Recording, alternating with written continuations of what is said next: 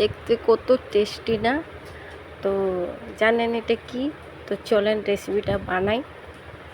তো আমি রাত্রে কাঁচা বুট ভিজায়া রেখে দিয়েছিলাম। তো সকালে আমি সিদ্ধ করে নিয়েছি, একটা আলু দিয়ে দিয়েছিলাম। তো আমার সিদ্ধ হয়ে গেছে।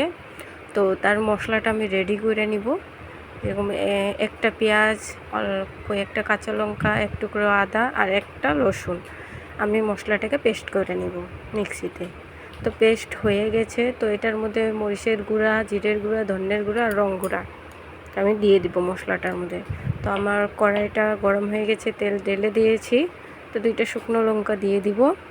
তারপরে মশলাটুক দিয়ে আমি কষায় নিব। তো মশলাটাকে ভালো করে কষাবো। তারপরে লবণটা আমি দিয়ে দিব 1 চামচ আর আধা চামচ দিয়ে দিব লবণটা। তো আমি আরও ভালো করে কষাবো মশলাটা। আমার কষানি হয়ে গেছে অল্প।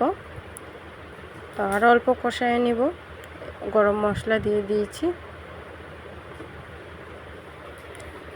তারপরে আমার কষানি হয়ে গেছে, আমি বুটগুলো ঢেলে দিব। তো বুটগুলো ঢেলার পরে আরও একটু কষায় নিব, একটু জল হালকা দিয়ে। তো কষানি হয়ে গেছে, একটু জল দিয়ে দিলাম। তো কেমন লেগেছে বন্ধুরা, লাইক কমেন্ট শেয়ার করবেন। আর আমি অল্প, আমার সবজিটা হয়ে গেছে, তো আমি ধনিয়া পাতাটা ঢেলে দিব।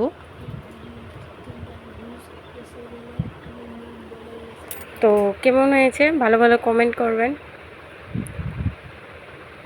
দেখতে খুব ভালো লেগেছে না?